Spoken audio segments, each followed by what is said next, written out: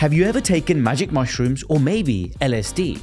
And what did you take it for? A single trip with psilocybin is the most powerful intervention in treatment-resistant depression there's ever been. Many take psychedelics recreationally, but they're showing incredible promise in a clinical setting too. So why are they illegal? They were said to have no medical value, they were said to be very dangerous, and they were said to be very addictive, and those are three lies. Professor David Nutt said psychedelics are powerful and safe, and he's breaking the stigma of their use. The last 55 years of banning psychedelics is the worst censorship of research in the history of the world. I'm Dr. Karan, an NHS surgeon, and in this podcast, we cut through the BS of modern health advice and tackle the biggest issues in science, health, and medicine. People with major depressive syndrome have had their symptoms significantly reduced by magic mushrooms and MDMA. Psychedelics have been shown to work when other treatments don't. But whether it's cannabis, psilocybin, ayahuasca, or ketamine, we've been led to fear hallucinogenic drugs. The war on drugs shut down research for over 50 years, and it's only just picking back up again. Today's guest says poorly informed drug policy has had a massive societal impact. Professor David Nutt was sacked as the government's drug czar in 2009, a day after claiming that ecstasy and LSD were less dangerous than alcohol. Since then, through his charity Drug Science, he's been on a mission to inform the public on the real science behind psychedelics. And David is the go-to expert on the subject. Professor Nutt, it's an absolute privilege and honor to have you here. I mean, we've been trying to connect for a while. I'm so thankful we're able to do it now. I mean, as a surgeon who works in the NHS, who prescribes a lot of medication, and a lot of those medication are by default opioid-based medication, it seems that we are potentially heading the same way as America with an opioid crisis. Are we missing a trick by not introducing the world legally to psychedelics in the UK and the Western world? Undoubtedly we are. Not least for the reasons you pointed out, which is that although we haven't got a lot of modern evidence of the utility of psychedelics for pain, particularly chronic pain, there is some evidence. And we know categorically that they are very, very much safer than opiates. I don't think anyone has ever died of an overdose of psychedelics. And last year, I think it was 100,000 Americans died of effectively an overdose of fentanyl or heroin. So yes, absolutely. We've missed a trick for the last 50 years since we banned these drugs. 50 years. And I read a very interesting article that you wrote a few years ago where it was a bit tongue-in-cheek, where you suggested the risk associated with horse riding, one serious adverse event every 350 exposures, was compared to those, the risks of taking ecstasy, which was one serious adverse event for every 10,000 exposures. And you listed various psychedelics and hallucinogens, and essentially how safe they are and how we can reframe the risks of psychedelics and all these illicit drugs compared to other things which we think are relatively safe, like driving a car or horse riding or, doing any number of activities like, playing American football. So what is it? What is the taboo that still remains around psychedelics, and why has research been quashed and quelled so much over the last few decades? The first thing to say is that the assessments of harm up till now have been based on their use recreationally, because we don't have very much evidence, data, for their use in hospital settings. So we can be pretty confident that when they're used properly in medicine, their harms will be even less. So that's very reassuring. And actually, that was one of the pieces of evidence that the Australian government took on board last year when it decided to allow MDMA to be available for the treatment of chronic PTSD. It said basically the risks are very, very low in medical settings, and the benefits in terms of helping people not commit suicide would be enormous. So yes, the safety margins are way better than many of the drugs we use in medicine today, particularly opiates. So why don't we have them? Well, it all goes back to the Vietnam War.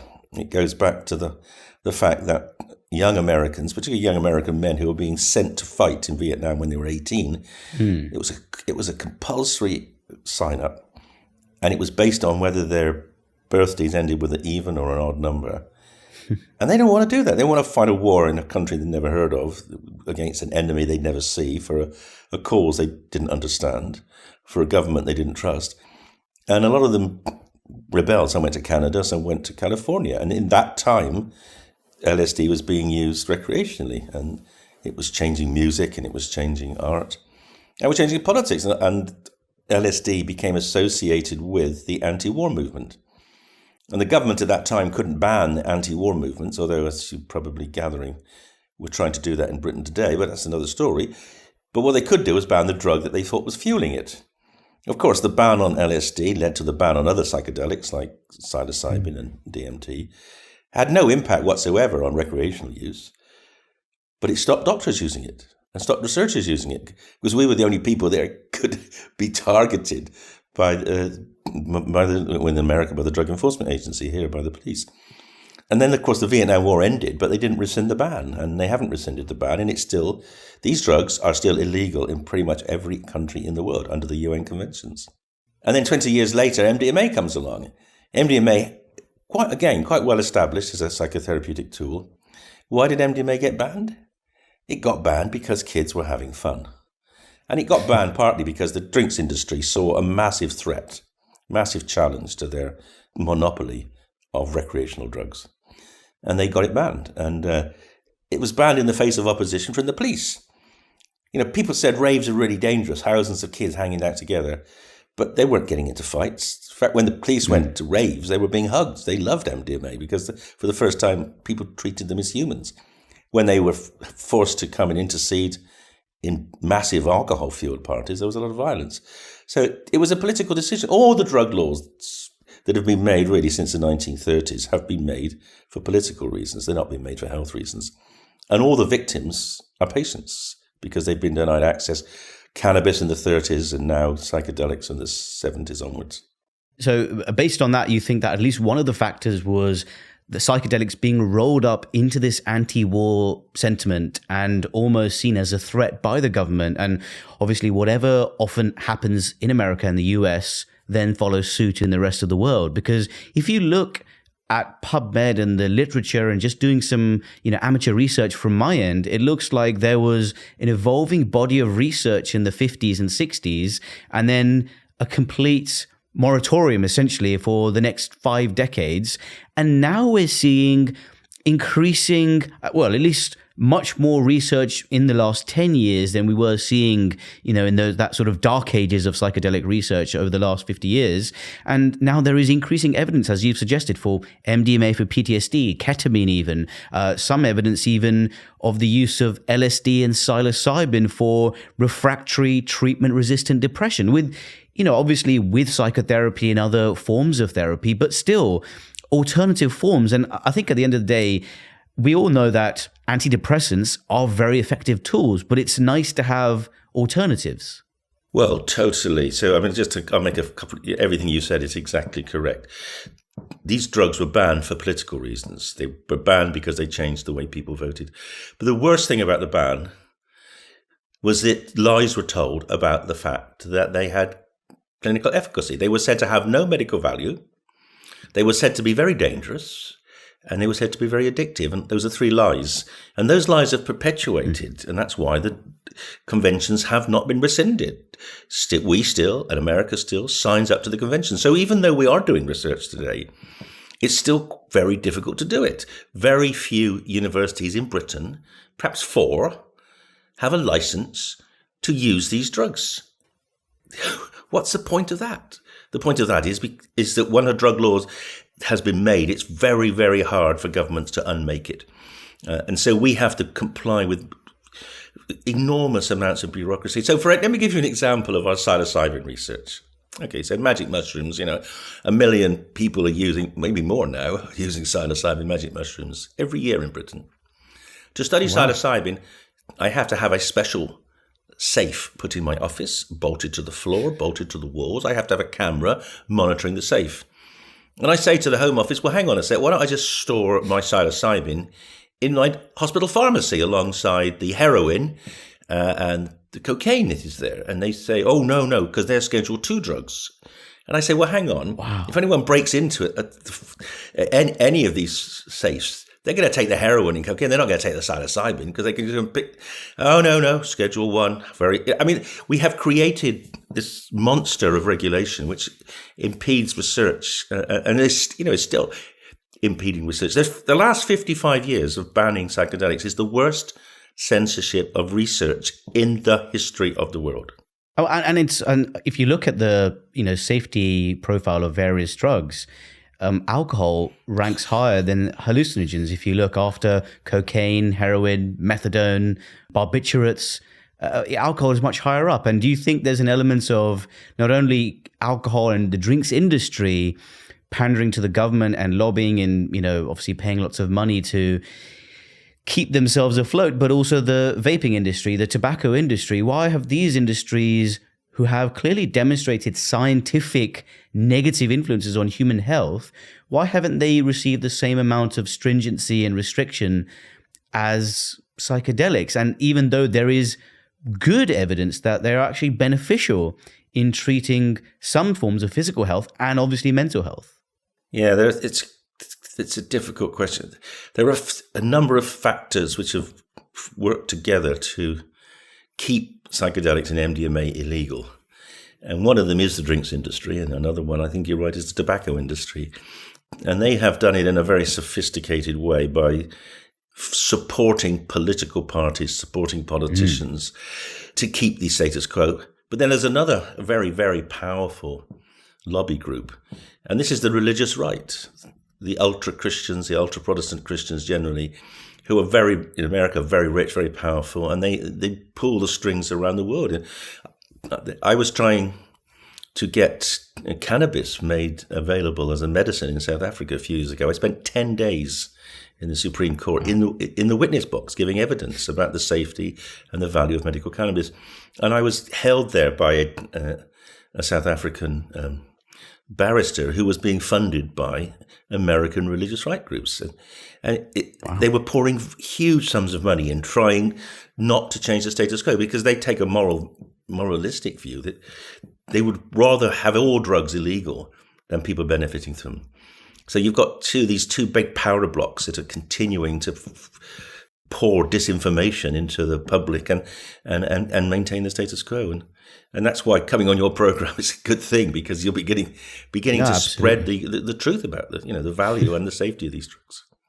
Now, one of the things I've seen propagated online, and it's also received its fair share of controversy, this theory about, it's colloquially called the stoned ape theory, about the theory that psilocybin, the use of magic mushrooms, has at some point triggered the spark of creativity and raised the cognition level of our, ancestors, the sort of early Homo sapiens or even Homo erectus, and triggered this bloom in higher brain development with, this wild mushrooms, whatever, sitting out there. How much credence do you think this theory has that the use of psychedelics in nature has led to the evolution of art, language, creativity, and all those other good things that we now associate with human culture? Yeah, well, I think the stoned ape theory is a fascinating theory. It's unquestionably the case that early hominids will have eaten mushrooms because they will have eaten everything. Some of them will have died for eating the wrong thing, and some of them have eaten mushrooms and thought, hang on, this is interesting. Maybe it's not nutritious, but it definitely makes me think differently. In fact, one of my favorite images is the Algerian mushroom man. So there's a cave art carving from 7,000 years ago, and it's a man who is made of mushrooms. And it seems to me quite plausible, impossible, that he wasn't drawn after someone took mushrooms. Let's put it that way. So art, yes. But what about culture? And I think the cultural development actually is actually better established in terms of the ancient Greeks. That period for several thousand years BC, where the Greek society massively flourished, was associated with the use of psychedelics in different ways. But most particularly, they had a drink, which was called the kykeon. The drink, it was used by the nobles and by the priests. And the kykeon was a combination. It was basically ergot, a fungus which makes lysergic acid, which is the precursor of LSD. So it's a kind of weak LSD dissolved in red wine. And when the ergot started to grow on the cereal crops, in fact, the ancient Greeks thought that was what cereal crops were about. They thought, okay, you could make flour. But in the end, the real ergot was the sort of crowning glory of the cereal. They took the ergot and had their celebrations, and they were called the Eleusinian Mysteries. And they were celebrations of art and theatre and dance and music that lasted for several weeks a year in special places. And I believe that the insights that they got from those experiences probably contributed significantly to the other aspects of Greek culture, like developments of philosophy and logic and geometry, and also democracy and architecture. And no one can dispute that Hellenic ancient Greek culture is the underpinning culture of Western society. So I think we can make a strong case that psychedelics have actually had a huge impact on Western culture. And I would be prepared to make a similar case for other cultures. I mean, Hinduism, the drink that gave rise to the Hindu belief system was called soma. And it was apparently Lord Krishna drank soma and then had the visions, which led to Hinduism. Now, we don't know what soma is or was, but the best guess are it was probably a cocktail of cannabis, magic mushrooms, and a drug called ephedra, which is a stimulant. And that's a powerful cocktail too, and that probably explains why many of the Hindu gods are rather unusual looking. Yeah, absolutely. And I mean, even in some Hindu festivals to this day, they have a sweet cocktail, bhang, which has, some marijuana and various other, sweet additives inside it, which will lead to some sort of transcendental states and align oneself with one's spiritual beliefs, I guess. Well, yes, talking about bhang, I mean, yes. So the concept of a holiday, I think, is a derivative of the Indian holy day, which is the holy day in which everyone celebrates by getting stoned on cannabis. And the drink is called bhang, and cannabis is much more soluble in milk than in water. So they make basically cannabis milkshakes called bhang. And there's a religious sects called the Sidhu, I think, in India, who are basically allowed to be stoned all the time. I mean, they get visions, and they're seen as some of the wise men. It's interesting that you mentioned the sort of ancient Hellenic culture and ergots, and obviously the duality of that is, and the dichotomy of that is, the same ergot which promoted culture, and in New England, it was responsible for the persecution of women who accidentally ingested crops, infected with ergots, and then that led to the Salem witch trials, supposedly. Well, I think it's worse than that. I think the truth is, wise women that looked after other women, essentially, who historically were way better doctors than men until the last century. You probably didn't want to go to a male doctor who would bleed you or cut you or leech you. Wise women knew about herbs, and they knew that ergot was useful to help women let down milk and stop bleeding after childbirth. And they also knew that ergot could give them interesting experiences. And if you took too much of it accidentally, you could get sort of paranoid beliefs and also obviously problems with your vasculature. So I think the hatred of female physicians but which is exemplified by calling them witches, is part of a misogynistic culture that goes back a very long way, and it's also it's part of the idea that only men have real knowledge and truth, and the execution of people because they knew how to use these particular herbs was outrageous. Now, obviously, I'm not a psychiatrist, and I have an amateur interest in neuroscience and the brain and psychology, just because I find it fascinating how much we know, but also how little we know. But in my early years as a junior doctor, when I rotated through psychiatry, I had the opportunity, both in medical school and psychiatry, to do home visits and community visits to patients with severe depression who had failed multiple courses of antidepressants. And one of the things that struck me, and that's when I really understood more about depression, was that these people, not just depression, but people with OCD and other addictive behaviors as well, and even eating disorders, seem to be stuck in this repetitive, vicious cycle where the same negative thoughts seem to, just remain in their brain. And obviously one of the thought processes and hypotheses is that psychedelics can break that negative thought process and the negative cycle to allow therapy to work in that time when the vicious cycle is broken, but also allow the system, almost the brain system, to reset. Just like a glitchy computer, you press restart, Control Alt Delete.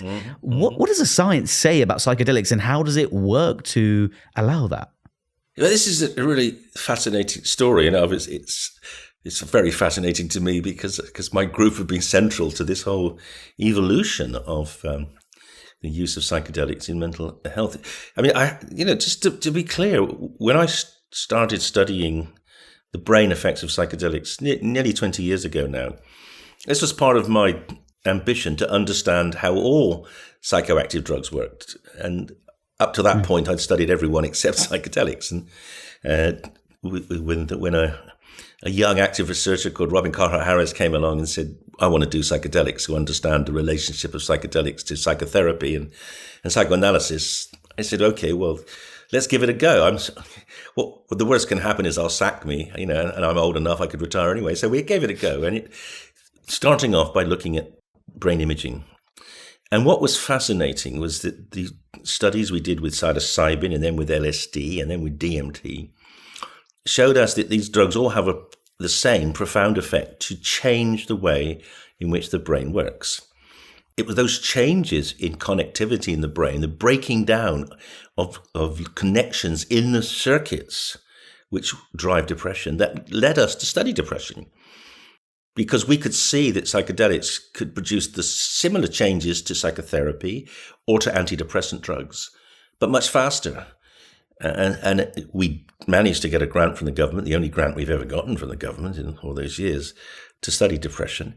And the effect was remarkable. We took 20 people with treatment-resistant depression. They'd all failed on at least 2 antidepressants. Some had failed on more than 10. They'd all failed on CBT. And pretty much all got better for weeks or months. And some are still well now, 10 years on. The majority of the depressions crept back. But given it, we were just giving a single treatment, a single trip with psilocybin, it's the most powerful intervention in treatment-resistant depression there's ever been. And it's led to many companies being set up to pursue not only the use of psychedelics in depression, but also in other disorders in which people get entrapped in these thought loops, which they know don't make sense and which they resist, but which they can't stop. How long do you think it will be in the UK, certainly that's where I work, where we will see the use of psychedelics as conventional treatment in the same way that we'll prescribe SSRIs for depression? How long do you think that process will take? Are we talking years or decades? Well, I'm hoping it's years because I haven't got decades left. I'd like to see the license before I die. I think there's such big progress being made now with MDMA in America. I think it's almost certain that MDMA will be a medicine, a licensed medicine in America by the end of this year. I think the FDA have approved the dossier, which means they have no questions about the quality of the data. So these are 2 major trials that MAPS did for MDMA and PTSD. So I think it's very likely that it'll be a medicine in America by the end of this year. Now, we're in a funny position in this country. Since we broke away from Europe, and I have to say I'm very anti-Brexit as a scientist, but the one possible advantage of Brexit is that we do not have to comply with the European Medicines Agency. We can make our own decisions about drugs. And given that the MHRA doesn't really have the resources to do independent evaluation of new drugs, it seems very likely that we will approve drugs if the FDA have approved them. So it could be by the end of this year or early next year, the MHRA are saying, okay, it's an approved drug here at MDMA. And that would be a massive, massive advance. Psilocybin's a bit further behind. The big phase 3 trial, which will get FDA approval if it's positive, is the Compass Pathways trial. That won't report till probably the middle of the end of 25, middle of 26. But again, if that's positive, then it's got fast track approval from the FDA. It will be assessed quickly. So it's conceivable by the end of 26, early 27, that psilocybin is available in America. And again, we should follow suit because the evidence, it will be the same. There's no reason why we shouldn't agree and take the same attitude as the FDA. So I'm pretty hopeful that we're make good progress. And the other thing to say is by that time, the Australian experiment where they have made psilocybin available for treatment-resistant depression and MDMA available for treatment-resistant PTSD. And I'll just give a plug. My charity, Drug Science, is helping them analyze their data. And by that time, 2 years' time, we will have a lot of what we call real-world evidence from clinical treatments in Australia. And that will give us more confidence of the safety and also the efficacy of those two medicines. And I read this fascinating book by neuroscientist Anil Seth, where he talks about the brain as a projector of our hallucinations. It creates our reality. A lot of our reality is obviously a construct or it's a matrix created by our brain. We receive these sensory inputs, visual inputs into our retina, auditory inputs into our cochlea, and it translates those electrical signals into this fantastical, real world, tangible hallucination that we see. But that's a construct at the end of the day, and we don't see the behind the scenes raw ethereal stuff that happens. And I know you were mentioning once on a podcast I was listening to intently that when someone takes psychedelics, this belief that, or this myth that the whole brain lights up is a falsehood. It actually turns off the brain and allows it to wander and be creative. What's the structural changes and physiological changes that happen to the brain on psychedelics? Well, we can talk about the physiological changes. Structural changes are we're still researching those, and I can tell you we do have some quite exciting data, which I'm hoping will be published fairly soon, suggesting that there is a long-lasting change in fMRI, what we call diffusion tensor imaging, looking at pathways in the brain. We've shown now, and we'll publish shortly, that for the first exposure in naive individuals, a psychedelic trip produces alterations in connectivity in some pathways. So the structural change, which might make the brain more open and more flexible. Interesting. But that's very new. But what is absolutely certain is we know what these drugs do. We know these drugs target a serotonin receptor called the 2A receptor. We know that receptor is massively expressed in the parts of the brain where we do this very high level hypothesis generation, the creation of the world, the creation of our inner world, the outer world.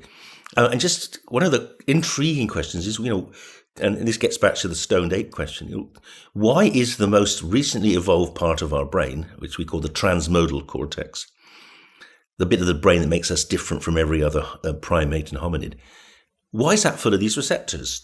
And I think it's because these receptors regulate insight. I'll give you an example. Let's see if this works for you. When the first Homo sapiens was rubbing sticks together and suddenly discovered that the friction would produce enough heat to set fire to a bit of straw. The rubbing, the activity probably wasn't designed to make fire. It was probably designed to sharpen a stick or something. But the insight that humans then had a way of making fire wherever they were. And fire was probably the most important cultural step in the history of humanity, because it changed the way we eat, it changed the way we get metal, etc.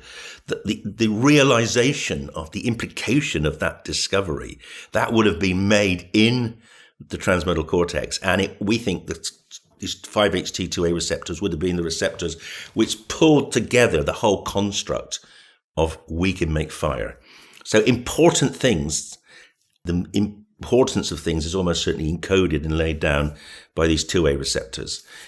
And that's why when we stimulate them with psychedelics, people can make important decisions about their past. They can realize that it's not their fault they're depressed. They're depressed because they were traumatized as a child. They've got PTSD because they were blown up in Afghanistan. It's not their fault, but their brain has locked them into a negative way of thinking.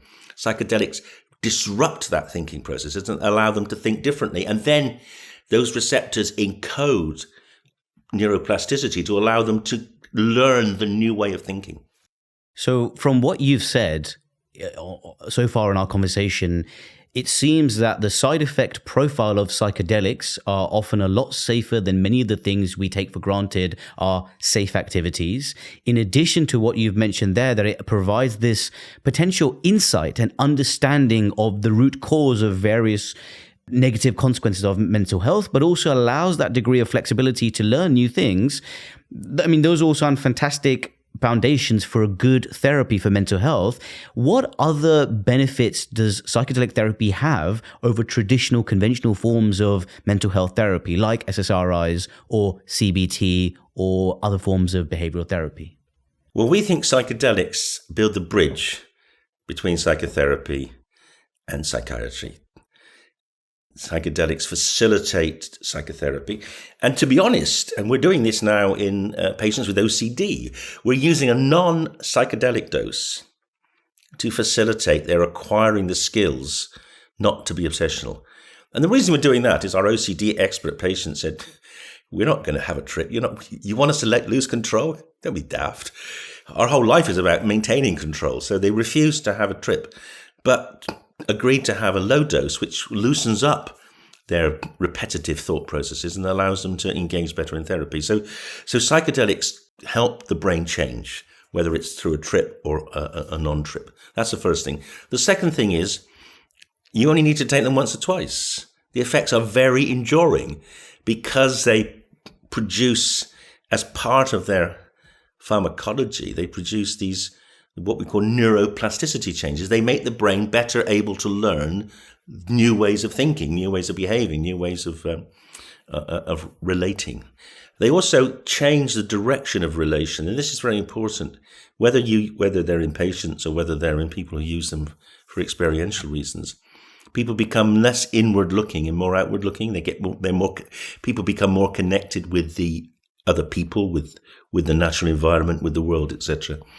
And just as an aside, I mean, one of the founders of it in the UK of Extinction Rebellion, she said it was during a psilocybin trip that I realized I had to do something, to protect the planet, to protect the ecology of our planet, and became a very powerful advocate for making sure species don't get extinct. So that ability to make people see things in a more global, more holistic way is another very powerful output of psychedelics. What's your take on people using it outside medicinal use, for having a experience or a trip for personal use, going in the woods somewhere and taking some mushrooms or some LSD tabs? What's the risks and benefits one could have with a one-off or a two-off trip like that? I'm very open-minded. I mean, I wouldn't want to deny people the potential of getting the understandings that psychedelics can give to how your brain works, how your mind works, despite the fact they're illegal. But I would just caution, a few words of caution. The first is, it really is important, if you're going to do that, you do it with other people, preferably with someone there who isn't tripping. The second is you do it with people that know what they're doing.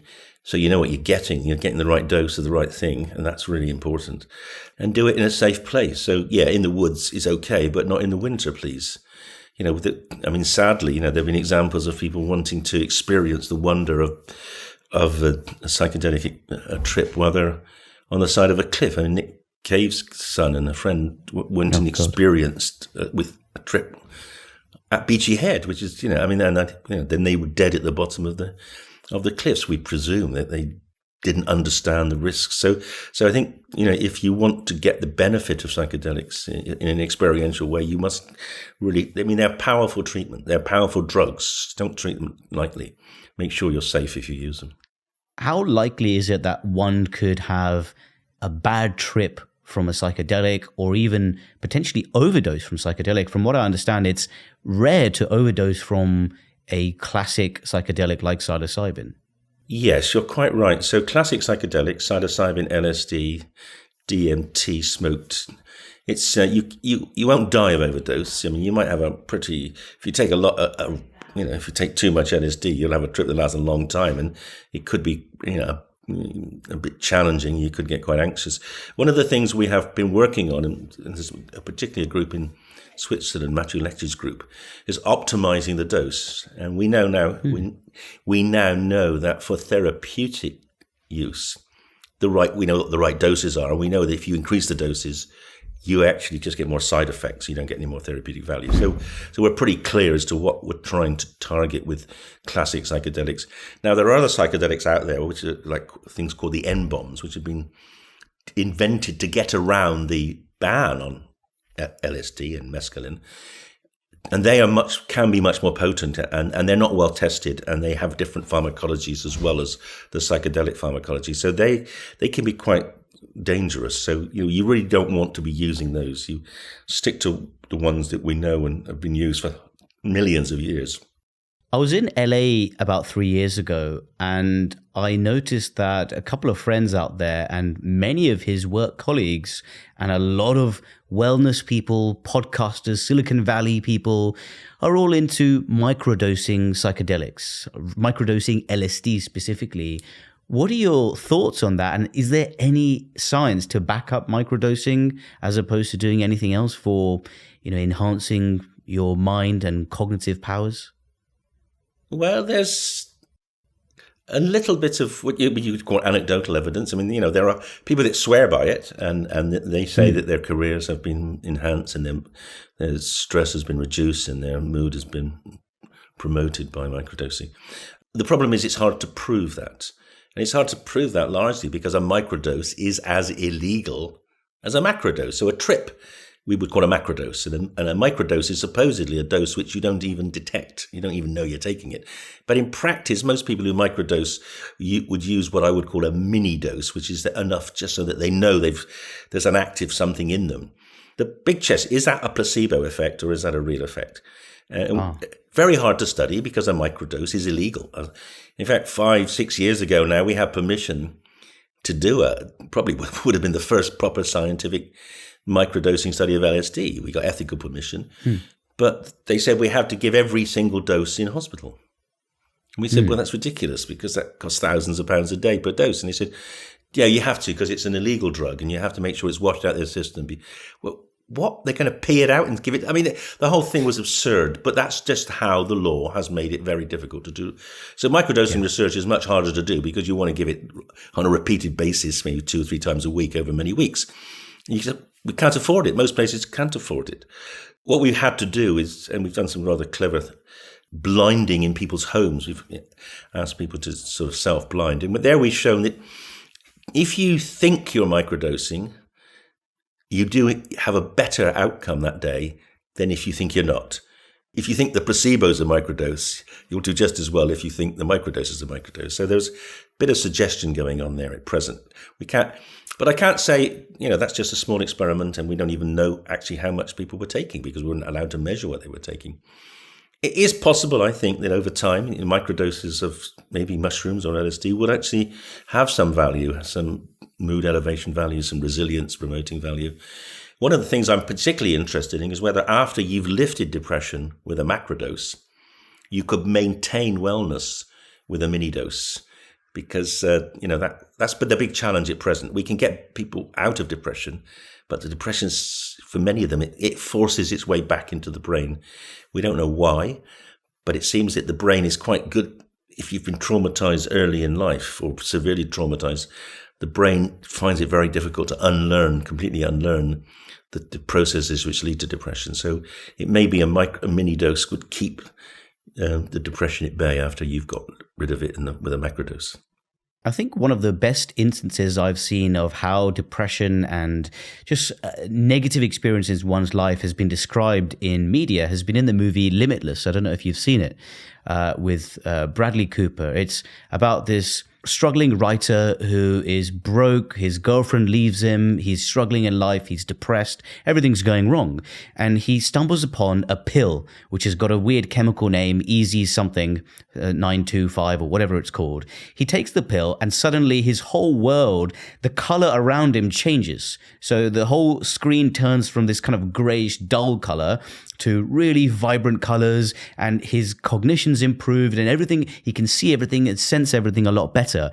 But as soon as a week elapses or a few days elapses, the dullness starts to come back, and he's now hooked on getting more of the pills to maintain this. But eventually he reaches a point where actually he has somehow figured out how to not be dependent on that pill anymore and to maintain that almost half-life to a longer period of time. And like it's relates to this concept of depression almost being a malignant cancer type thing, which keeps coming back even after you've eradicated it. Yeah. Is there any longevity in any of the research you've done or seen to suggest that psychedelics could have long-term changes, structural changes potentially to the brain that could be long-standing beyond, just a few weeks or months? Well, certainly some people have experienced very enduring benefits, both from psychedelics and MDMA. They have taken them illegally, illicitly, and they have kind of reformed their PTSD or their depressions, and that's persisted. So whether that's a structural change or whether that's a change in what you might call the software of the brain, rather than the hardware, is unclear. What we can say, and this is really very exciting, is that in depressed people, 3 weeks after a trip, we can see that their brain is more flexible.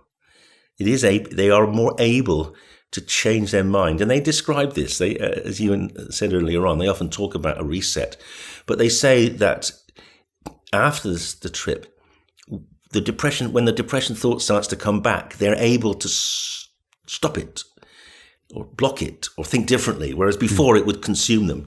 So there's clearly increased flexibility at 3 weeks, and we would love to carry on, studies going out to a year or more.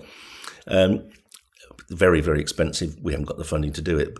But even at the very least, people don't forget the trip. And that's because the serotonergic system doesn't interfere with memory. So people will always have a knowledge that they can get better. And that, for many people, is actually, a very powerful motivator. And it's very comforting to know that there's always options. And hopefully when these drugs become legal medicines, if people do slip back, they can have another dose, have a top-up. And as psychedelics becomes increasingly mainstream, certainly amongst social media influencers and people on podcasts in America, for example, what do you think are the real myths and dangers that are being propagated about psychedelics? I mean, it's great that they're getting more limelight, but what are some dangerous fallacies and myths that people are trying to put out there? Well, I don't think there's ever been a class of drugs that have been so vilified. I mean, you name it, and psychedelics have been blamed for cancer. They've been blamed for impotence. They've been blamed for dementia. They've been blamed for making people go mad. And the reality is, there are two risks of psychedelics. And there's one, if you use them recreationally in dangerous situations, you might come to harm. So just don't do that. Make sure that wherever you're using them, you are protected and safe and you've got someone with you. So those risks don't occur in hospitals. The other risk, which can occur in hospitals, is if you have a vulnerability to being paranoid or psychotic. And currently, we do not give anyone a psychedelic, even if they're a patient, if they've had a psychotic episode or a manic episode, or they have a first-degree relative, brother, sister, mother, child, who's had a psychotic episode, because we are concerned that there's a possibility we might precipitate that kind of experience in them. So guard against that. Those are the two issues, really. I just wanted to go back to the various uses of psychedelics and its use in addiction. Now, how effective is psychedelics in its use in treating addiction, and can it be addictive in itself if someone was taking it recreationally? So I can answer the second one very easily. No, I mean, there are almost no examples of people becoming dependent on psychedelics. But can we use it to treat addiction? Well, it's not generally known, but the foundation of the greatest, most powerful addiction support system in the history of the world, which is called Alcoholics Anonymous, occurred as a result of a psychedelic trip. Bill Wilson, the man who founded AA, had what we call a psychedelic called belladonna, scopolamine, which is sometimes used along with ayahuasca in South America to give a psychedelic experience. Now, he wasn't seeking a psychedelic experience. For some reason, they were giving it to him, thinking it might help him in withdrawal. What it did is it gave him an experience which is very psychedelic. He was on a mountain, he said. I was on a mountain and a great white light was in front of me and a wind, not of air but of spirit, was blowing. And suddenly, he said, I realized I was a free man. The shackles of his addiction were broken. And then he founded Alcoholics Anonymous. 20 years later, he took LSD and he realized that LSD could do better at what the belladonna had done. It could help people see that there was something more than drink. And he supported the US government, who funded 6 trials of LSD, a single dose of LSD in alcoholics. And what we call the effect size, the magnitude of the clinical effect in those trials, is about 3 times better than any treatment for alcohol dependence we have had since. But of course, the drugs got banned in the 1960s, and over 100 million alcoholics have been denied access because of the law. But it's coming back. Michael Bogenschutz in the States just recently published a study where he took 2 doses of psilocybin in alcoholics and found the outcomes were certainly twice as good as giving them an active placebo. And also in the States, in Johns Hopkins, Matt Johnson has used psilocybin, just one single trip, to help people stop smoking, with getting 60% of people stopping smoking after a single trip. Most powerful impact on smoking there's ever been. And why is that? It's because psychedelics disrupt unwanted patterns of thinking and behavior. I mean, most smokers don't want to smoke. Most alcoholics don't even enjoy drinking. They're forced to do it. They can't stop because their brain won't stop. Psychedelics disrupt their brain processes which underpin the repetitive use, and they can stop. And what do you think, I think it's been a fascinating conversation, and I just want your thoughts on what do you think the future of legalization of these things looks like, and would you want the legalization extended to personal use as well as medicinal use? Well, I think we have to be honest and say that given that psychedelics are not that harmful, and they're certainly less harmful to the user than alcohol, I think a regulated market, you could potentially have a card and maybe you could have access, to 2 trips a year. Most people actually don't want to take psychedelics more than a couple of times because it's quite challenging, and the insights they get are enduring. So I think regulated access in controlled setting to people with maybe a medical certificate and getting the drug through a pharmacy would be completely appropriate, and will probably end up being the way we go. And I think it would probably make a lot of people essentially happier in their lives. Well, one of the fascinating things about psychedelics is that they improve well-being in people who are well, because they allow them to see things differently, and they enhance interactions with other people. And why has the human species dominated the world? It's not just that we got a bigger brain than the other animals, or a cleverer brain, or we got language. It's because we are a social creature, and psychedelics make us more social. And actually, that would probably be to the great benefit of everyone. If we could break down hostility between countries and peoples, and psychedelics would facilitate that, then they could actually have a massively beneficial effect in the world. And I know I'm sounding like Timothy Leary, but the truth is he was kind of right. He just went about it the wrong way. We're going about it through the scientific route, which I think is in the end going to give us a stronger foundation. Well, I hope psychedelics becomes legalized sooner rather than later, not least because as a champion of, what's considered taboo and the dark arts for a number of decades, I think that's no less than you deserve. And Professor David Nutt, I think I definitely need to have you on this podcast another time because, there are hours of discussions we could have. But thank you so much for enlightening us, not with psychedelics today, but with psychedelic science. So brilliant to have you and hear your expert advice. Thank you so much. It's been an absolute pleasure. I come back anytime. Thank you. Hopefully through these conversations, we can continue to melt away the stigma that surrounds psychedelic drugs and their potential for mental health and beyond. Now, if you have any questions about this episode or even have suggestions for future guests, be sure to drop a comment below. And next week, we're going to be meeting Dr. Jen Gunter. And if you haven't met her before, we are going to be destroying the world of women's health misinformation. Subscribe so you don't miss that and the weekly Dr. Karan Explores podcast every Friday. And of course, I'll see you delightful humans next week.